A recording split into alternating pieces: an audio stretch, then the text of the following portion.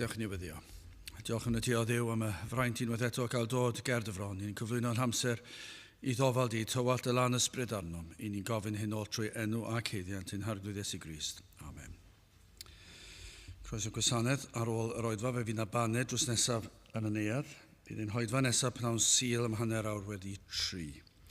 Bydd ein cwrdd gweddi misol cael ei gynnal ar y trydydd nos Iau o'r mis. Ac bydd yr un nesaf yn cael ei gynnal Tachwedd 16.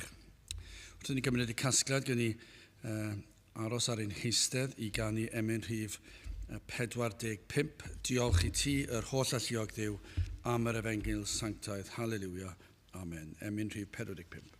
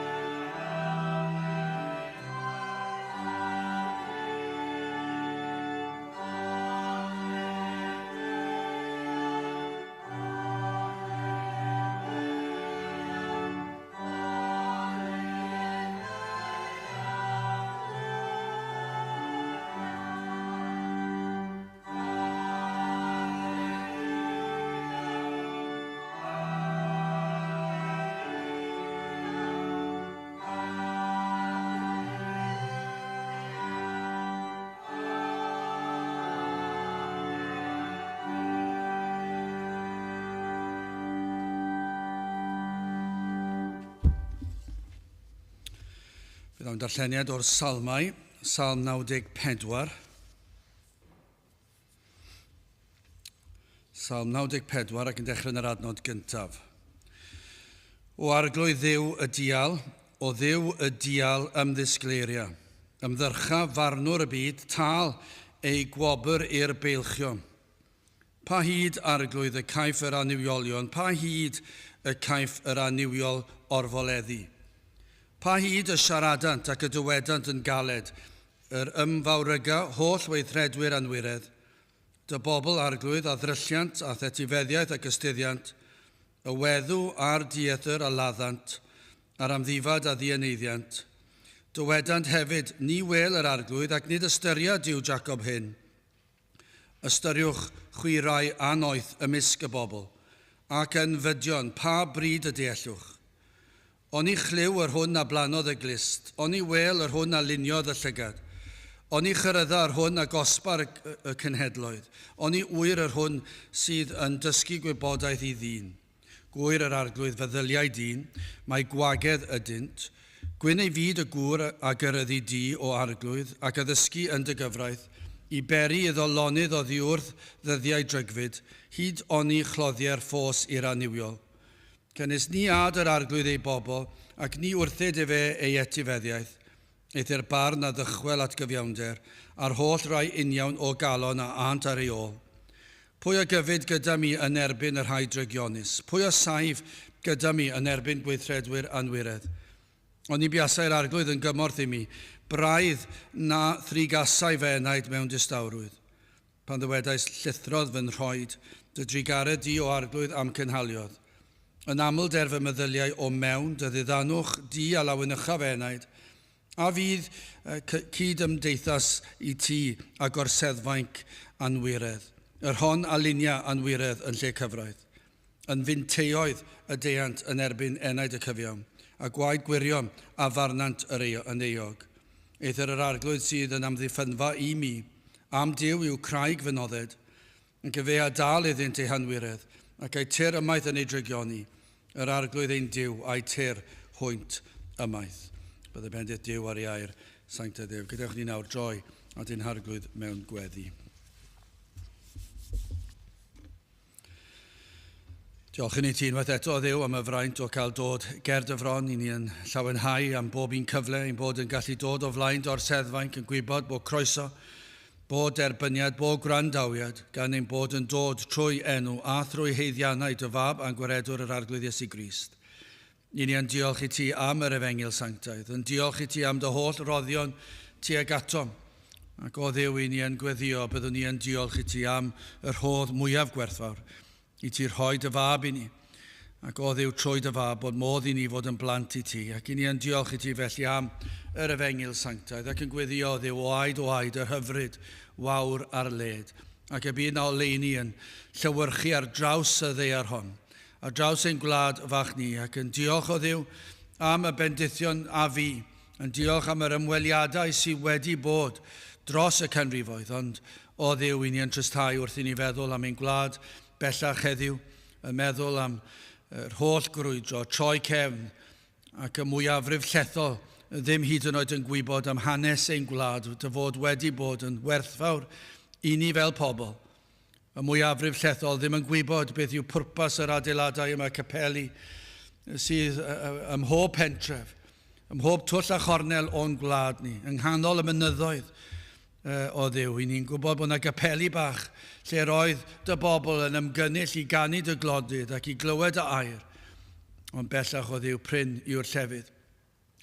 Ac hyd yn oed yn fwy pryn yw'r mannau lle mae dy air di, dy fengil di yn cael ei chyhoeddi'n ffyddlon yn gywir. O Dduw, maddau ni nad yw hyn yn ein peri ni dorri'n cylonau yn fwy. Maddau ni o Dduw nad yw yn torri'n cylonau wrth i ni edrych y sil yma, wrth i ni edrych ar y difaterwch sydd i ddod i di, i geisio dy wyneb. O Dduw, i ni yn gweddio, bydde di yn dod yn ôl, yn ein hysgwyd ni o'n trwmgwsg o Dduw, yn ysgwyd y blant o Dduw o'i trwmgwsg, yn ysgwyd y byd, yn agor i llygaid eddynt weld i hangen am waredwr. O Dduw, dim ond ti sydd yn gallu gwneud hyn, ac i ni'n gofyn i ti ddod, i weithio'n rymus unwaith eto. A bydde di yn peri trwy dy ras sydd yn anorchfygol, na fydd y neidio yn gallu ymwrthod mwyach, ond y byddant yn dod yn ymwybodol bod rhaid iddyn dod i wrando ar dy air di. O Dduw, tyrd rhoffydd i ni ddisgwyl ac i ddeheu am bethau mwy, bethau mawr, pethau gwell yn ein gwlad. A bydde di yn presennoli dy hun yma yn ein plith yn ystod yr oedfa hon.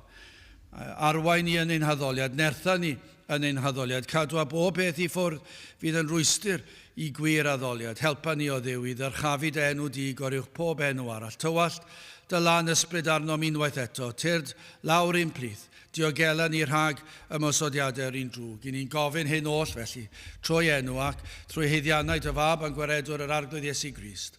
Amen.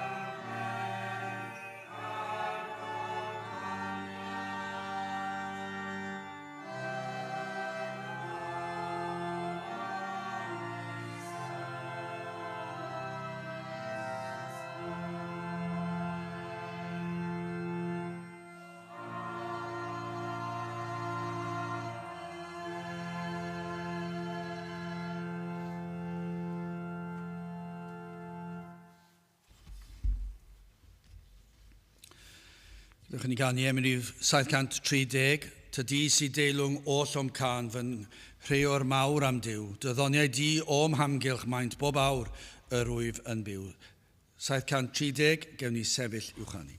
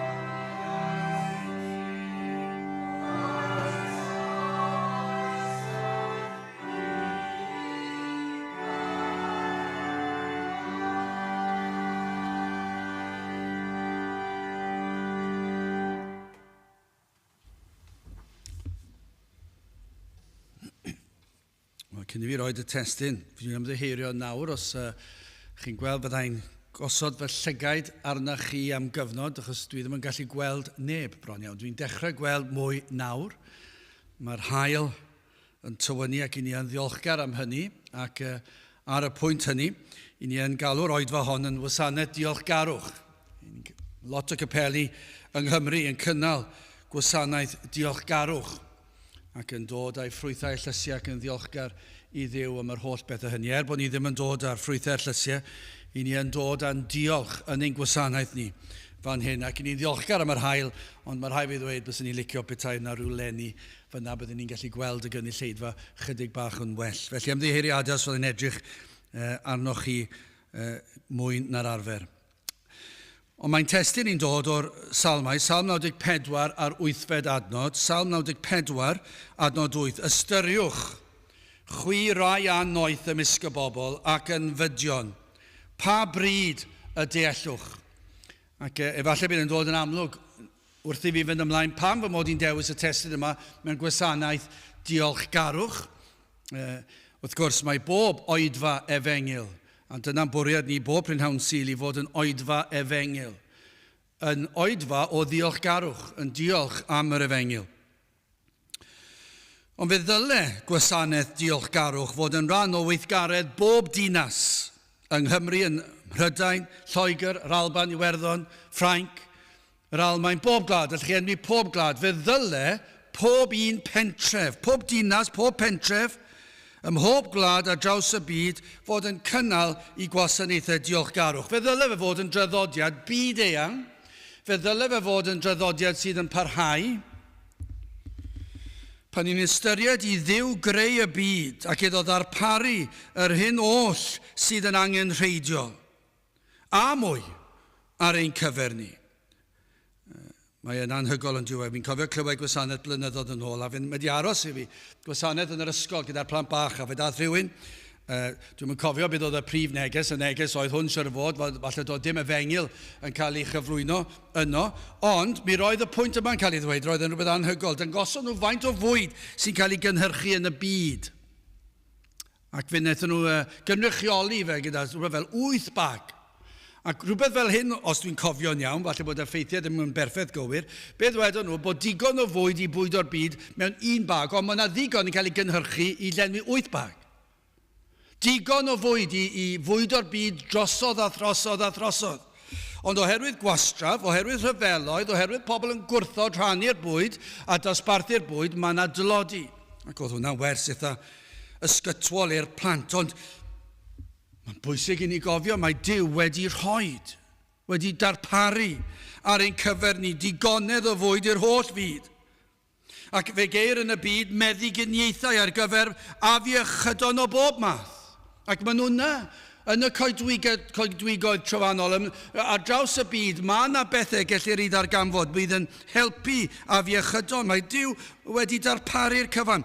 Ceir golygfeydd i loni calonnau, y mwyaf digalon. Ond nid oes na, yma yng Nghymru, dyna chi wlad, mor fach, ac eto gyd, mae bob math o olygfeydd ganddo ni yma yng Nghymru. Sym eisiau ni gyrru'n bell, gewn ni'r arfordir, y môr, y tywod, y clogwyni, gewn ni'r bryniau, mae ganddo ni'r mynyddoedd, mae ganddo ni gymoedd, mae ganddo ni ddinasoedd, mae ganddo ni bentrefi.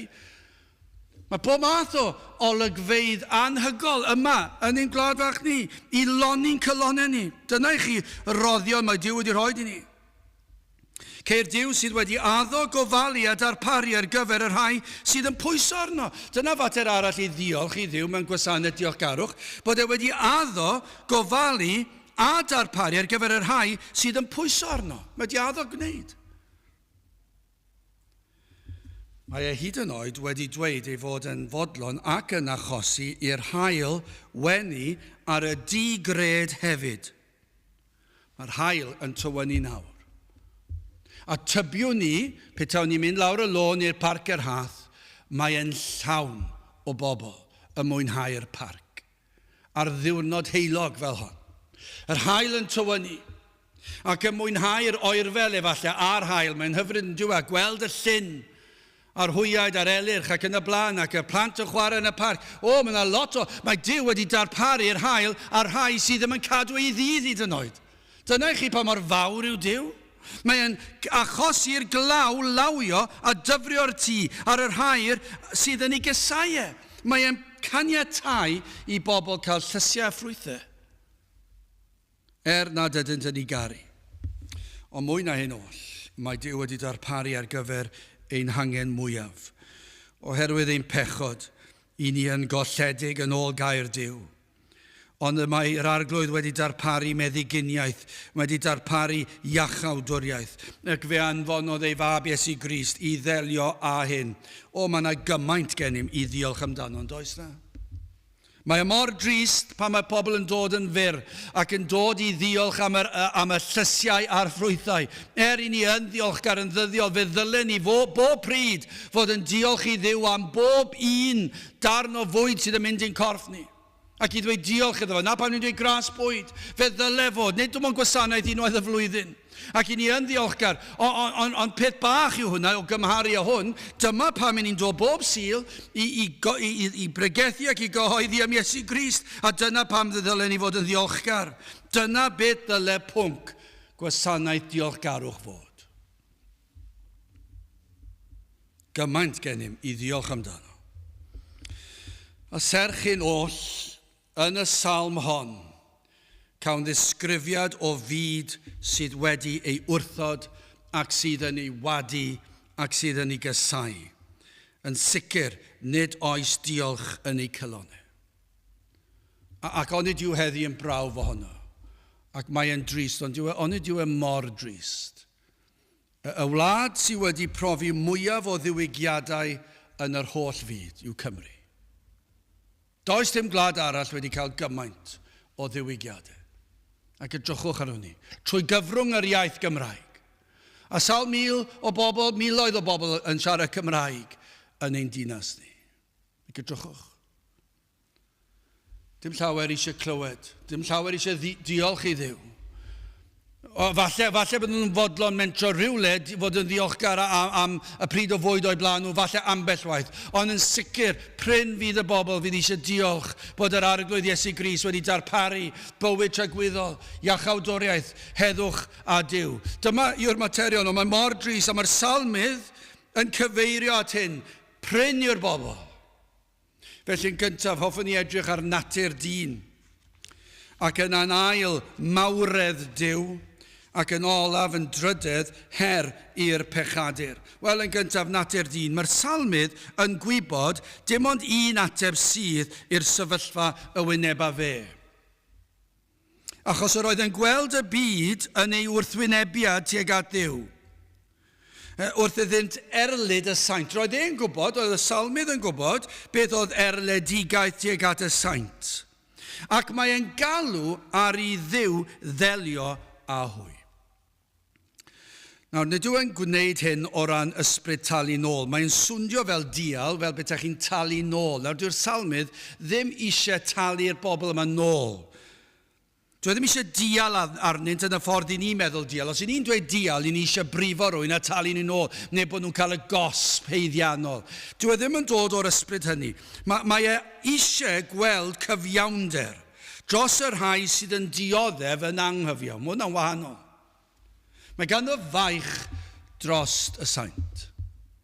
Ac mae'n gweld y casineb sydd ymhlith y byd. Y ddwy adnod gyntaf, o arglwydd Dduw y dial. O Dduw y dial, ymddisgleiria, ymddyrcha, farnwr y byd, tal ei gwobr i'r beilchion. Delia gyda nhw. Delia gyda'r rhain sydd yn gwrthwynebu. Delia gyda'r rhai sydd yn erlyd. Delia gyda'r rhai sydd yn troi cefn arna ti. Ond dwi ddim yn dweud hynny mwyn iddyn nhw cael eu cosbi. Dwi ddim yn dweud hynny mwyn dial arnyn nhw, achos mae'n grac gyda nhw. Mae'n dweud hynny lles y cyfiawn, gogoniant i Dduw. Mae am iddynt weld bod yna Dduw. Mae'n sicr yn gweld yn glir y broblem. Mae'n gweld y broblem yw balchder dyn. Mae'n gweld bod dyn yn llawn o'i hunan. Mae dyn eisiau ffordd ei hun. Mae dyn eisiau clod am ei weithredoedd. Mae'n chwilio am ryw fath o gydnabyddiaeth. Dyma i chi her i chi. Ewch chi o gwmpas y lle, ewch chi i'ch gweithle, ewch chi i'ch teuluoedd chi, a triwch chi ffeindio rhywun sydd wedi gwneud gweithred dda, sydd ddim eisiau neb arall glywed amdano. Mae hwnna'n her i chi o fewn eglwysi sydd yn honni fod yn efengylydd. Ewch chi i unrhyw le i trio ffeindio rhywun sydd wedi gwneud daioni, ond does neb yn gwybod amdano fe. A pryn fydd y bobl. Falle bod na rai, ond hyd yn oed yn yr achos yna. Yma nhw yn neud falle bod na falchder achos maen nhw eisiau Duw i weld ei daioni. Felly hyd o fyna, dwi ddim o unrhyw werth ysbrydol, ond yn sicr mae dyn am gydnabyddiaeth. Ac yn sicr wrth i'r byd dod wyneb yn wyneb a phlant yr arglwydd, beth sydd yn aml yn digwydd yw casineb yn ei cylonau. Mae yna erledigaeth gan ei bod yn ei goleo'i pechod hwy. Dyma yw effaith rhywun sanctaidd Yn y byd, mewn eglwysi lle mae yna bobl ffals, os dewch chi a rhywun sydd wir wedi deall yr efengil ac yn byw yn sanctaidd, fe fydd yna oleuni yn dod ohonynt. Ac fe fydd hwnna'n gwneud i bobl o'i cwmpas nhw deimlo'r brynt ni a gweld i brynt ni. A dyn nhw ddim yn licio fe. Maen nhw'n meddwl bod y Cristion yn feirniadol, ac maen nhw'n dweud pob math o bethau, falle nad yw'r Cristion, dwi'n dweud dim byd. Ond mae yna rhyw byrdeb a glendid a sancteiddrwydd a goleuni yn dod o'r saint sydd yn gwneud i'r byd teimlo'n anghyffyrddus, neu gwneud i'r crefyddol deimlo'n anghyffyrddus. Ac felly maen nhw'n edrych lawr ar y crefyddol, ar y gwir grefydd, ar y sanctaidd, mewn dirmig a gwawd. A mae Salmud wedi gweld hyn, ac mae'n pledio ar arglwydd i ddelio gyda nhw. Ond nid oes na ryw orfoledd yng nghlwchtar y byd. Adnod 3, gwrandewch ar hwn. Pa hyd arglwydd y caiff yr aniwiolion, pa hyd y caiff yr aniwiol orfoleddu. Faint mwy o amser i ni'n mynd i weld hyn o Dduw. Mae'n druenus. Mae'r byd yn ein gwawdio ni, mae'r crefyddwyr yn ein gwawdio ni, mae'r capeli yn gwawdio ni am bregethu'r efengil. Maen nhw'n dweud o'n maen nhw'n eithafol. Dewch ato ni, capeli sydd yn derbyn pob ffydd, maen nhw'n dweud. I ni'n derbyn pob math o addoliad, i ni'n caniatáu pob math o fywyd, sdim ots ble i chi mynd, ond pidiwch yn mynd draw fyna, achos maen nhw'n llym, maen nhw'n galed, maen nhw'n gul. A maen nhw'n gwawdio efallai, maen nhw'n gwneud hwyl am ein pennau ni. Ac mae'r salmydd yn ei deimlo fe, mae'n dweud, pa hyd arglwydd y caiff yr aniwiolion, pa hyd y caiff yr aniwiol orfoleddu. O mor drist yw e. Pan y gwebu y dylsyn dyddoli y Duw holl alluog a diolch iddo am ei holl drigareddau. Ac yn lle hynny, be maen nhw'n gwneud? Maen byw eu bywydau hebddo. A dirmygu ei berson, ei gyfraith, ei bobl. Adnod 4 a 5, gwrandewch ar hyn.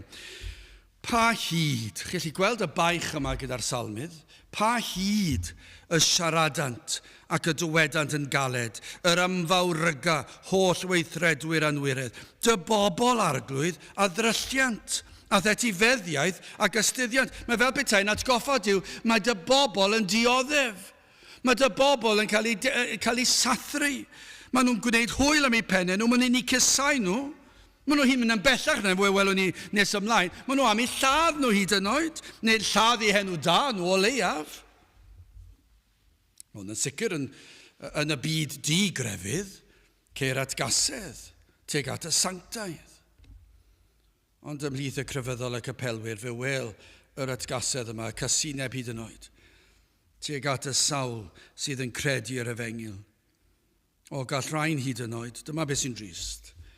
Gall rhain hyd yn oed sydd yn cysau'r efengil fod yn cynnal gwasanaethau diolchgarwch mewn capeli Cristnogol hyd yn oed, lle ceir rhyw fath o gydnabyddiaeth am y ffrwyth a'r llysiau. Ond dyna y troi cefn ar y ffaith i Dduw weld ein bywydau ni oll, maen nhw'n anwybyddu na. Llawn crefydd. Falle'n gwybod, mae eisiau ni ddod at Duw, roi rhyw gydnabyddiaeth iddo. Ond ddim yn meddwl am eiliad fod Duw yn gweld ein pechod, dim cydnabyddiaeth o bechod, achos pobl dda i ni, mae yna rhyw falchder yna yn y crefyddol, yn does na?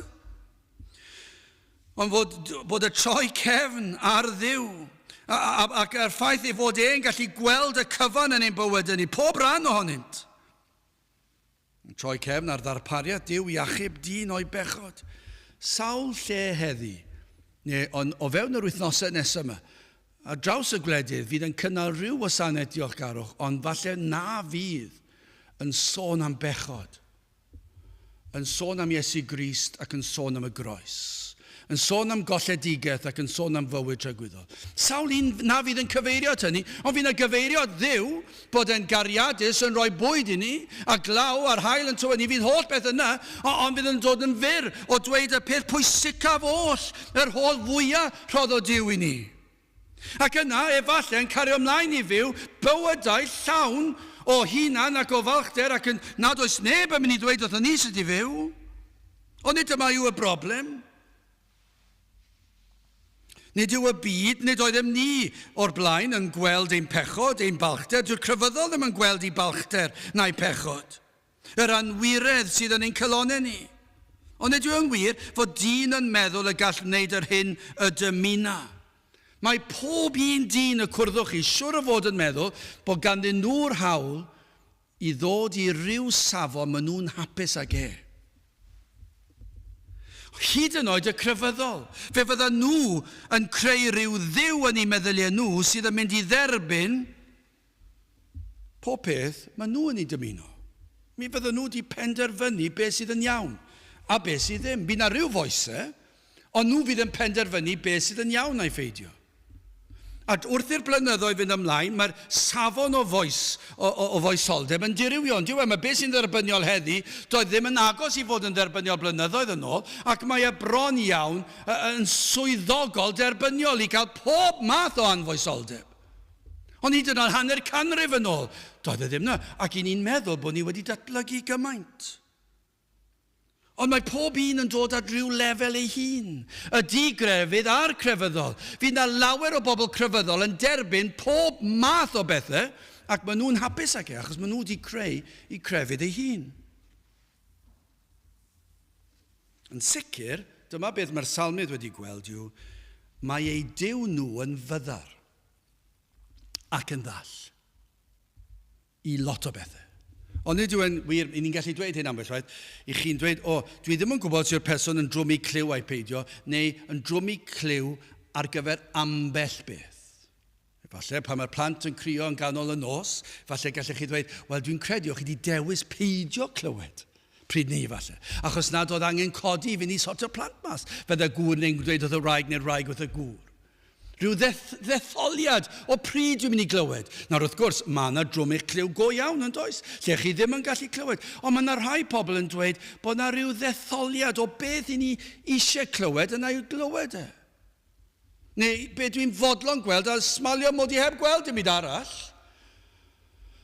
Ond dyna yw Duw i lot o bobl, i bobl crefyddol, yn sicr ond yn y byd, os na ryw gydnabyddiad o Dduw, mae'r Duw yna mor bell i ffwrdd, dwi ddim yn gallu clywed, dwi ddim yn gallu gweld. Ond mae'r pobl crefyddol yn fwy eog o hyn, achos mae ei Duw nhw yn fyddar ac yn ddall i lot o bethau.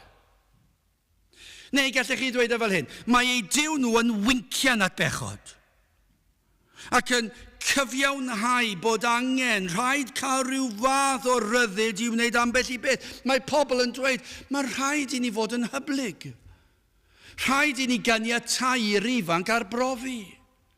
Rhaid i chi gallu gwneud chydig o bethau, rhaid i chi ymlacio ar y penwythnos.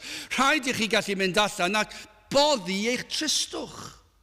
Ac maen nhw'n mynd at bob math o fannau mwyn delio gyda'r anghenion yma. A dyma beth maen nhw'n dweud, does dim ots gan Dduw, maen nhw'n dweud. Y crefyddol nawr, does dim ots gan Dduw, achos mae Duw dim ond eisiau chi fwynhau eich hun. Felly peidiwch â phoeni, maen nhw'n dweud, yn y capeli siwr o fod. Peidiwch â phoeni. Popeth yn iawn. Cariwch i mlaen. Cariwch i mlaen i foddi'ch tristwch, neu beth bynnag yw e. Yr holl bwysau gwaith yn ystod yr wythnos ac yn ar y nos Wener. Wel, sdim os chi wedi gorau fe tipyn bach, mae popeth yn iawn. Duw ddim yn gweld hwnna, achos oedd angen e arnoch chi. Dyna beth mae pobl yn dweud. Dyna beth mae pobl crefyddol siwr yn dweud. Sdim eisiau ni boeni, mae bron iawn yn joc. Ges i un fach yn ormod, ond sdim ots, mae Duw yn iawn gyda hwnna, achos dwi'n teimlo lot yn well ar ôl cymryd yr un fach ychwanegol yna, a dwi'n teimlo yn y bore, dwi wedi anghofio fy mryderon a nes i fwynhau neithiwr, mas draw nes i fwynhau. Ond nid fel na mae'r byd yn siarad, ond nid fel na mae'r crefyddwyr yn siarad. Duw ddim yn gweld y peth yna.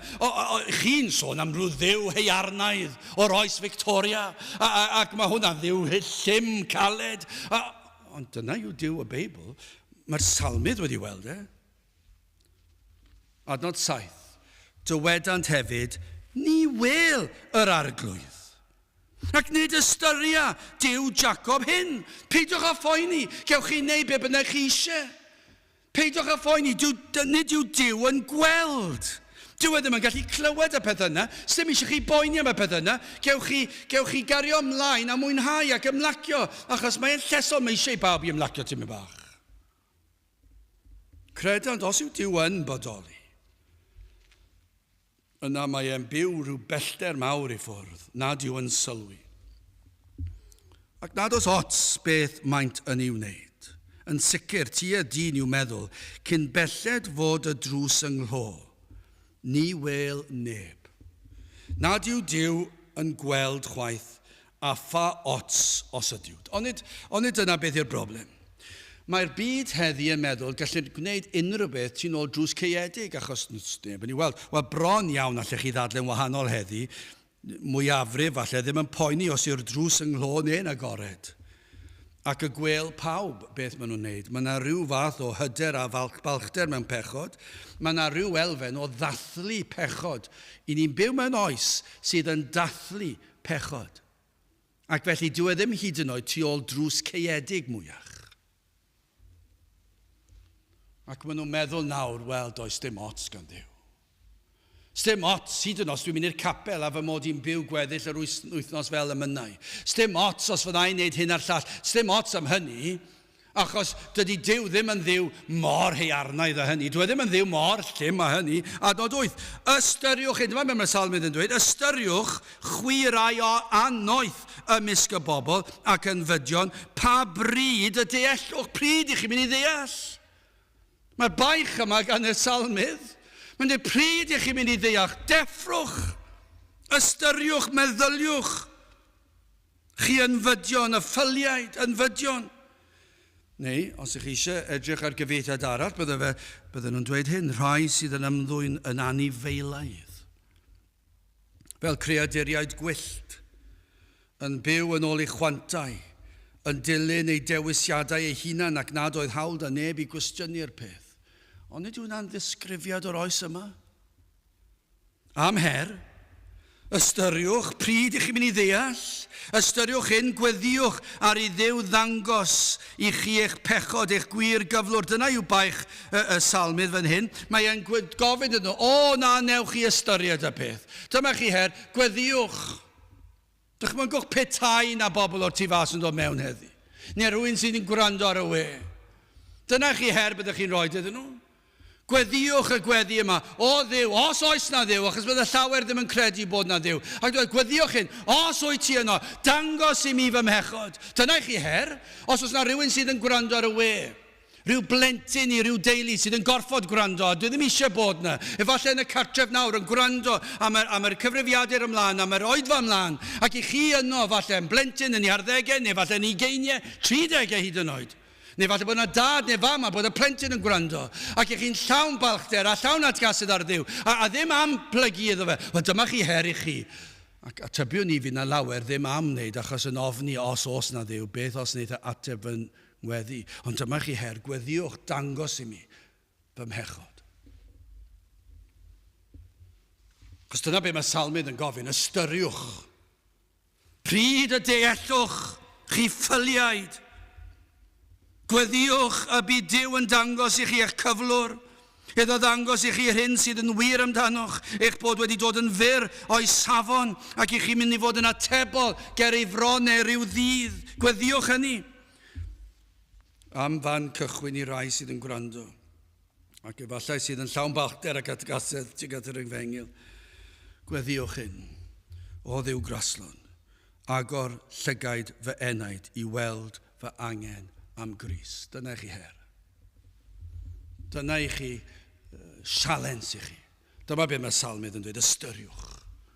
Ystyriwch chwi rai a noeth ymysg y bobl. Y rai a noeth sydd yn meddwl nad yw Duw yn eich gweld chi, nad yw Duw yn eich clywed chi, ac eich bod chi wedi creu rhyw safon i chi'n fodlon ag ystyriwch hyn. Pryd i chi mynd i ddeall? Wel, gydewch chi ni symud ymlaen yn ail mawredd Duw. Mae'r salmydd am i Dduw ddangos ei hun ei fawredd ydy, i ddelio a balchder y pechadur, ond mae e hefyd am i'r byd weld pwy yw Duw. Geilw arnynt i ystyried yr hyn sydd yn wir am Dduw. Mae'n galw arnyn nhw i ystyried mawredd Duw, fod Duw yn holl alluog. Wrth iddynt fyw dydd ar ôl dydd yn ôl yr hyn maent hwy yn meddwl sydd yn iawn, ystyriwch chwirau anoeth, ymysg y bobl ac yn fydion, pa bryd y deallwch, oni chliw yr hwn a blanodd y glist, adnod 9, oni chliw, mae'n dweud ystyriwch hwn, o i chi di bod mor ffôl, mor llawn balchder a chwant. Yn eich twptra yn meddwl nad yw Duw yn eich gweld a'ch clywed. Ystyriwch chi, nad adnod 9.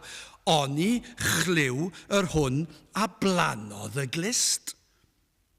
Oni wel yr hwn a luniodd y llygad. Mae'n edrych ar nhw, ond am beth i chi'n sôn? Nag i chi'n deall. I chi'n byw fel y mynwch chi, ond Duw sydd wedi creu y glist a'r llygad. Dyma Duw, mae'r salmydd am i chi weld, a phlygu ger ei fron, a diolch iddo, a byw iddo, ac a'i addoli fe. Fe wel pobl yn byw fel nad yw Duw yn clywed a'i geiriau, mae'n dyn ni dweud. Mae am yn weld, mae Duw sydd wedi creu y byd.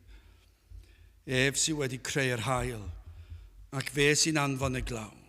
Fe sydd yn achosi'r llysiau a ffrwythau dyfu, a bwyd o'r anifeiliaid. Duw sydd wedi ein creu ni. Ac mae nawr mae'n mynd i fanylder. Fe a gynlluniodd ein clust. Dyma i chi, mae'n anhygoel, ond yw e? Mae e'n siarad gyda'r rhai. Mae bron iawn eisiau sillafu fe mas i'r bobl yma sy'n byw fel nad yw Duw yn clywed. Duw sydd wedi gosod y glist ar ochr y pen. Dwi ddim wedi gosod y glist ar y cefn. Dwi ddim wedi gosod ar fy mraich. Mae wedi gosod yn y lle gorau. Mae'r ymenydd yn y pen. Mae'r glist fan hyn. Mae wedi gosod yn y man gorau i pigo'r sain i fyny. Dyna i chi ryfeddod y glist. Fe benderfynodd Duw pan nath gynllunio'r byd a gynllunio dyn. Fe benderfynodd Duw ble mae'r glist yn mynd. Y lle gorau posib i'r glist fynd. Fe sydd wedi cynllunio o fewn y glist yr esgyrn bach sydd yn ymateb i bob dirgryniad sydd yn teithio trwy'r awyr. So wrth i fi siarad, mae'r dirgryniadau bach yna, yn y moleciwliau bach, mae'n hedfan tuag at eich glist chi. A mae'r glist mewn fath siap sydd yn denu'r sain mewn.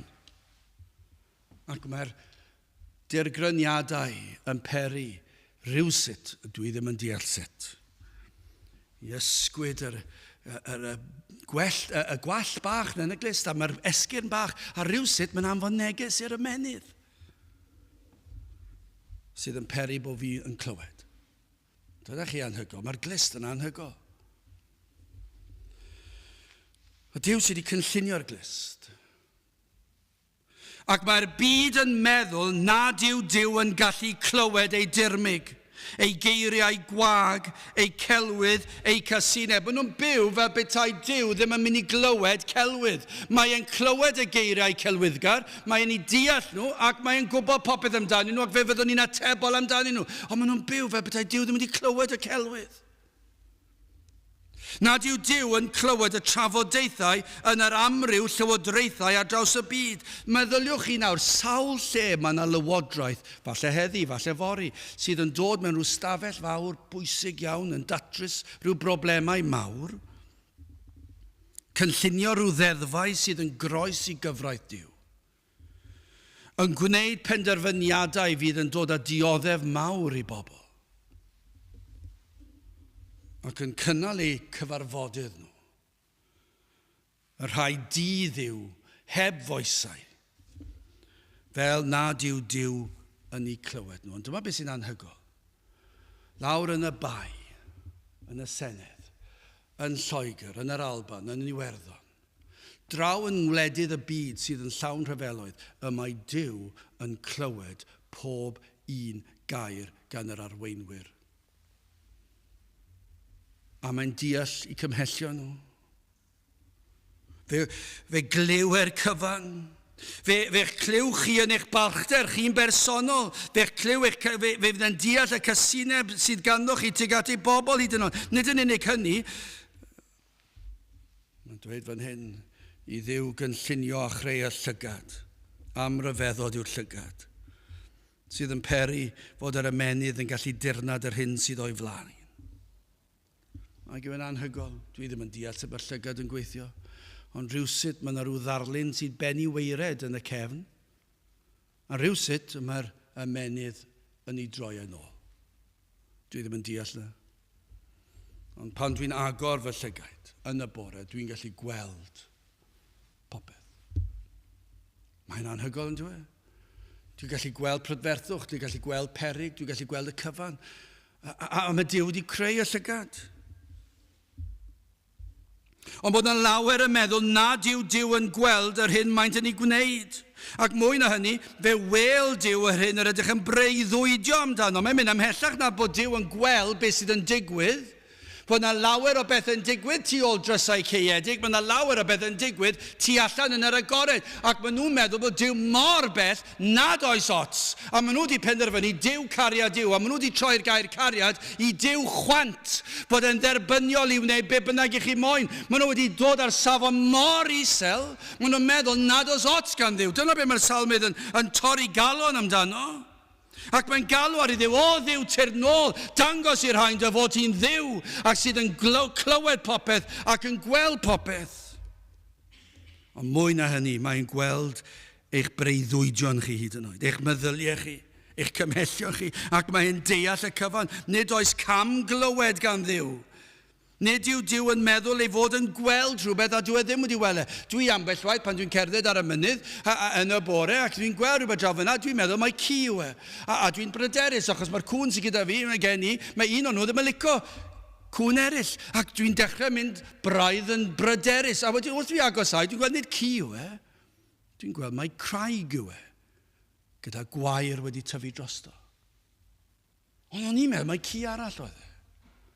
Ond oedd y llygad yn chwarae tric. Ac ambell waith, dwi'n clywed rhywun yn dweud rhywbeth, a dwi wedi cael fy upsetio, meddwl bod nhw wedi dweud rhywbeth hyll. Ac yna pan maen nhw'n esbonio fi beth sydd wedi cael ei dweud, doedd e ddim byd tebyg, ond oedd e'n swndio fel yna. Cam glywed. I ni'n euog o hynny, dydyn ni'n gallu gwneud y cam glywed neu cam weld. Ond chi'n gwybod beth? Nid yw Duw yn cam glywed nac yn cam weld. Dwi ddim yn bosib. Mae e'n gweld, mae e'n clywed, mae e'n deall yn berffaith. Mae ei olwg yn berffaith, mae ei glyw yn berffaith, mae ei ddealltwriaeth. Mae'n dweud hyn yn adnod 10 ac 11. Oni chyrrydda yr hwn a gosba y cynhedloedd. Sylweddolwch hyn. Oni wyr yr hwn sydd yn dysgu gwybodaeth i ddyn. Mae e'n gwybod, fe sy'n gwybod popeth, felly mae e'n gwybod be chi'n neud. Adnod 11, gwyr yr arglwydd feddyliau dyn. Mae gwagedd ydynt. Gwybi Duw yr hyn sydd yn eich calon chi nawr, wrth wrando hyd yn oed. Gwybi os ydych yn gwrando, mae'n gwybod hynny. Sawl un sydd wedi bod mewn oedfa o'n tebyg, sydd ddim ag unrhyw ddiddordeb, a ddim yn gwrando gair. Ac mae Duw yn gwybod hynny. Mae e'n ei weld e, mae'n ei glywed e, mae'n ei ddyrnad e, mae'n ei ddeall e, mae'n gwybod y cyfan. Fe wybu yr hyn sydd yn eich corddi, yn eich gwneud yn flin, ac mae e'n deall fe ddealla eich bod yn ei wrthwynebu fe. Mae e'n deall eich bod chi'n gwrthwynebu ei ddyddau, ei bersonau, ei iair, ei efengil. Mae'n gwybod beth sy'n tu ôl i'r peth. Falle bod chi ddim yn sylweddoli. Dwi'n credu bod ni wedi cael sawl un dros y degawdau sydd wedi bod rhan o'r eglwys dros y blynyddoedd, ac yna maen nhw yn corddi oddi mewn am beth bynnag sydd wedi cael ei ddweud, ond mae Duw yn deall, efallai bod neb arall yn deall, falle bod nhw ddim yn deall, ond mae Duw yn gwybod beth sydd yn ei corddi nhw yw'r efengil. Dyn nhw ddim yn licio fe. Dwi ddim eisiau efengil fel hon, lle bod yna rhyw ddisgwyl arna fi. Dwi ddim eisiau Duw yn arglwydd arna fi. Dwi wedi clywed hwnna'n cael ei ddweud, bod Duw, fod yr arglwydd Iesu'n waredwr, ond ddim yn arglwydd. Dwi ddim yn bosib. Fi'n cofio dweud oedd y person yma, wel, os felly, does gen ti ddim byd. Achos os nad yw Iesu Grist yn arglwydd ac yn waredwr, gallai ddim fod yn waredwr i ti. Ti ddim yn gallu dewis fel gwaredwr a meddwl gyda fod yn arglwydd rhyw ddrud. Na, ond dyma'r broblem. Nid yw pobl am Iesu Grist yn arglwydd. Ac os yw yn arglwydd, os ydyn nhw'n cyffesu fod yn arglwydd, mae'n arglwydd maen nhw wedi creu. Un sydd yn fodlon gyda pob math o bethau. Ond mae'r rhaid mynd nôl i edrych fan hyn ar gair Duw. Beth yw e? Beth sy'n cael ei ddweud? A dyma be mae Salmyn yn dweud, ystyriwch chwirae a noeth ymysg y bobl ac yn fydion. Pa bryd ydy allwch? O na newch chi ddeffro. O na newch chi sylweddoli. Be fyddwch chi'n atebol rhyw ddydd? O sylweddolwch hwn. Y mae Duw wedi clywed pob sgwrs. Y mae Duw wedi gweld pob gweithred. Y mae Duw wedi deall pob breuddwyd sydd ganddoch. A mae Duw yn deall pob cymhelliad tu ôl y freuddwyd. A mae Duw yn gwybod os ydych chi yn ei wrthod e. Dyna be mae'r salmydd yn dweud. Wel, yn drydydd yn olaf, dyma chi her i'r pechadur. Fod y salmydd wedi galw ar ei ddiw i ddelio ar pechadur ac i ddial ar y pechadur am ei falchder a'i ormes, ond nid dial, fel dwedais i ar y dechrau, o ran talu nôl i'w ddymuniad, ond lles y sawl sydd yn gyfiawn. Dwi ddim eisiau gweld bod rhain yn ddilornus o'r saint ac yn amharchus i ddiw. Ond mae hefyd, mae'n galw ar y pechadur i ystyried i gymryd yr her o wrando am eiliad. Ystyriwch. O na newch chi ystyried. Mae'n debyg iawn i'r bedwaredd salm ac adnod 4. Ofnwch ac na phechwch. Ymddiddenwch a'ch calon ar eich gwely a thewch. Os fi yna air ar gyfer yr oes i ni'n byw ynddi, tewch, byddwch dawel. Ond nid hwnna falle mor berthnasol. Bod ni'n dweud wrth y byd, bod ni'n dweud wrth y capelwyr, bod ni'n dweud wrth y crefyddwyr, bod ni'n dweud wrth y proffeswyr ffals, bod ni'n dweud wrth y gwrthgilwyr, bod ni'n dweud wrth aroswch am eiliad, ystyriwch, ond byddwch dawel am eiliad. Dyma'ch problem chi. I chi'n ddadleigar, i chi'n codi'ch dwrn fyny at Duw, chi'n codi'ch dwrn fyny at y pregethwr efallai, a smalio nid at Duw dwi'n cwyno, ond y pregethwr. Ond beth i chi ddim yn licio yw gair Duw.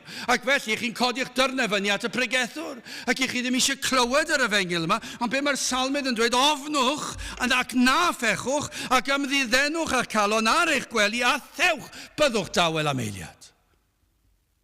Ond nid oes eisiau rhywun i siglo'r byd, i siglo capelwyr, ac i dweud wrth nhw, stopiwch am eiliad yn eich balchder a'ch crefydd ffals, a chwarae o gwmpas, a creu eich Duw. Stopiwch am eiliad ac ystyriwch beth sydd gan Dduw i ddweud.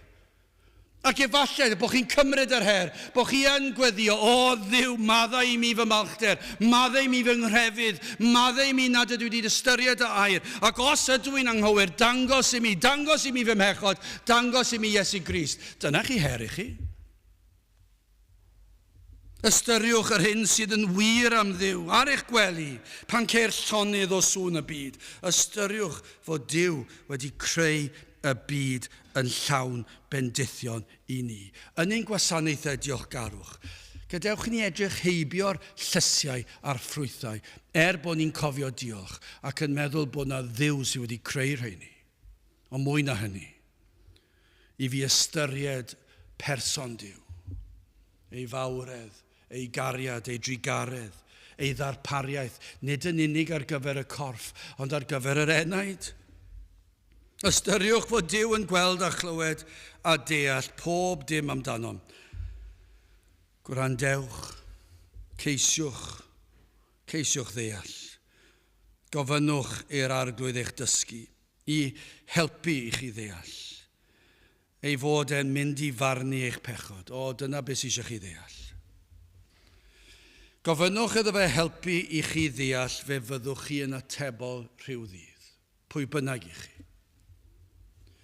Mae e'n Dduw sanctaidd a ffyr, ac mae sydd wedi gosod y gyfraith, ac felly, os mae fe sydd wedi gosod y gyfraith, mae e'n abal i farnu'r gyfraith.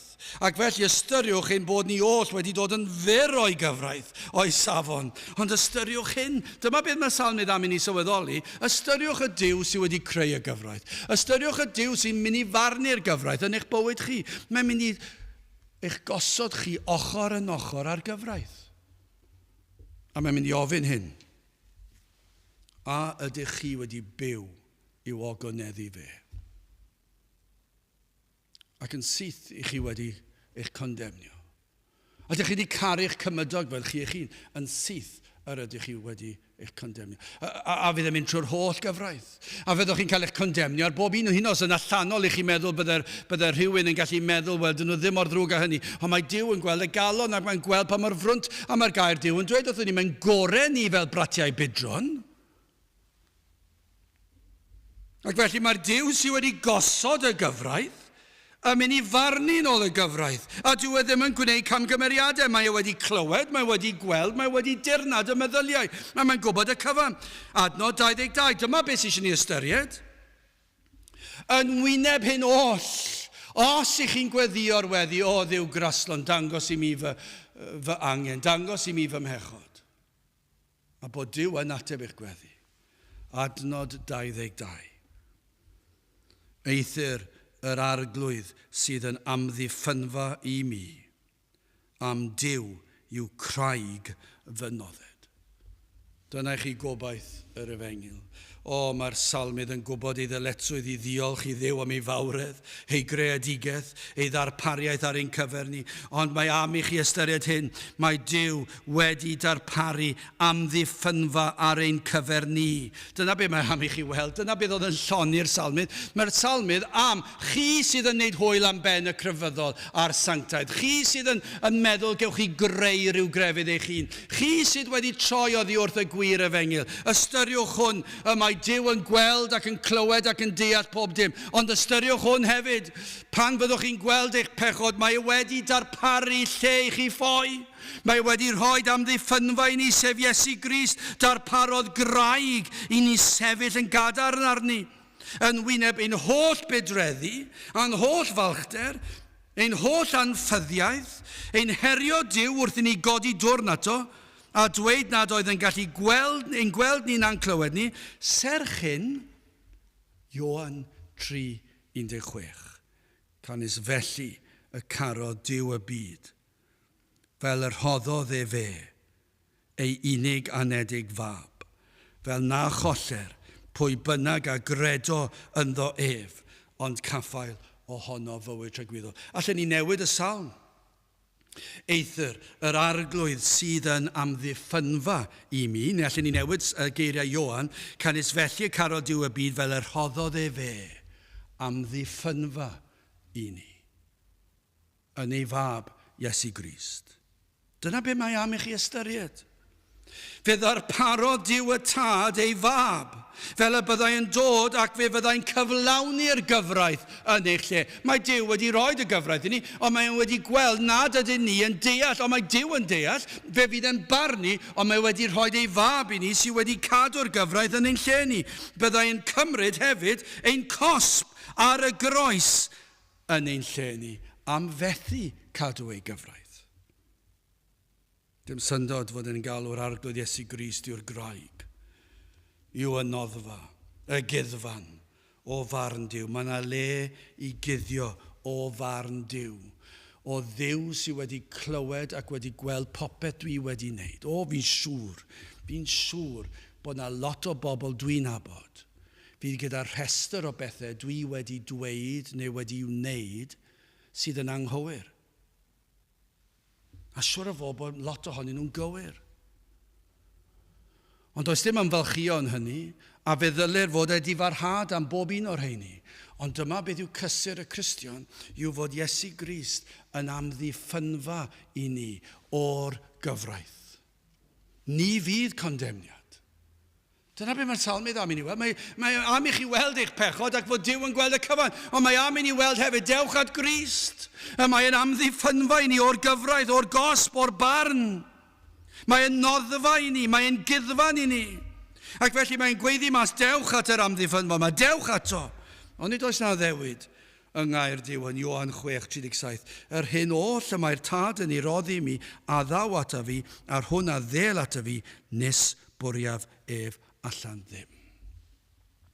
Os y'n ni'n dod at Iesu Grist, fel yr amddiffynfa, fel y noddfa, fel y graig, fel yr un sydd wedi cadw'r gyfraith yn fy lle, fel yr un sydd wedi cael ei gosbi yn fy lle, fel yr un atgyfododd o'r bedd yn fy lle.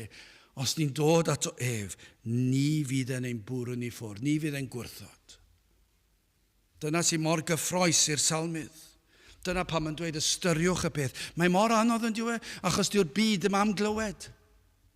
Dyn nhw ddim eisiau clywed. Dyw pobl crefyddol ddim eisiau clywed. Maen nhw eisiau chwarae crefydd. Maen nhw eisiau Duw sydd yn mynd i fod yn ddall i ambell i beth ac yn fyddar i beth arall. A gallwn ni wneud beth o'n ni moyn. Gallwn ni greu rhyw athrawiaeth. Ond na, mae rhaid i ni ystyried. O na fydd yr eglwysi yn deffro ac yn ystyried. O na fydd y byd yn deffro ac yn ystyried. O na fydd yr ysbryd yn dod lawr ac yn siglo'r wlad yma. Ac yn peri ein bod ni'n dyrchafu'n llygau tuag at y mynyddoedd. Pam? O'r lle y daw fy nghymorth. Dim dim ond hynny, o'r lle y daw fy nghymorth o'r un sydd wedi darparu popeth i mi. Dim syndod bod galw arno ni ddiolch iddo. O, na fyddwch chi'n ystyried. Ystyriwch o chwi rai a noeth ymysg y bobl. Ac yn fydion, pa bryd y deallwch? Pryd ych chi'n mynd i ddeall? Pryd ych chi'n mynd i ddod i ddiolch i Dduw am ei efengil sanctaidd? Ni wedi canu ar y dechrau dod, diolch i ti, yr holl alluog Dduw, am, wrth gwrs i ni'n ddiolchgar am llysiau, ffrwythau, pob math o bethau. Ond diolch i ti, yr holl alluog Dduw, am yr efengil sanctaidd. Hallelujah, amen. Diolch am yr arglwydd Iesu Grist. O, byddwch chi'n ystyried. O, byddwch chi trwy ras yn dod i ddeall ac yn dod i weld, ac yn dod i bwyso ar y graig yma, ac yn cuddio tu ôl yr amddiffynfa yma, either ar arglwydd sydd yn amddiffynfa i mi am Duw yw craig fy nodded. Gadewch i ni weddio. O Dduw, i ni yn diolch i ti am yr efengil sanctaidd, yn diolch i ti am ffordd iachawdwriaeth, ac yn diolch am dy ras athgariad, ac yn gweddio o Dduw y byddu di yn dod, ac yn dangos i'r byd o Dduw, yn dangos i'r rhai sydd yn anwybyddu dy air ac yn dy ddirmygu, dy fod yn Dduw sydd yn byw, yn Dduw sydd yn clywed ac yn gweld ac yn deall, ond hefyd yn Dduw sydd wedi darparu ffordd iachawdwriaeth. Tyr dim plith, i ni'n gofyn hyn o trwy enw a ceiddiant ein harglwydd Iesu Grist. Amen. Wel, gyda'ch ni orffen i'n gwasanaeth trwy ganu'r emyn rhif 741. Pa le dechreuaf rifo dy drigareddau maith, rwy'n soddi wrth fyfyrio ar dy ryfeddol waith. 741 gawn ni sefyll i'w chanu.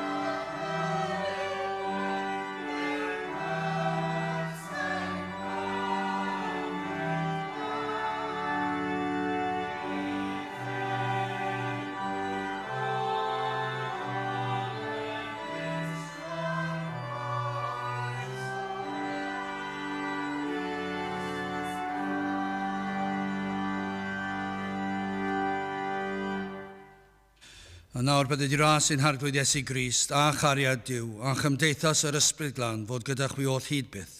Amen.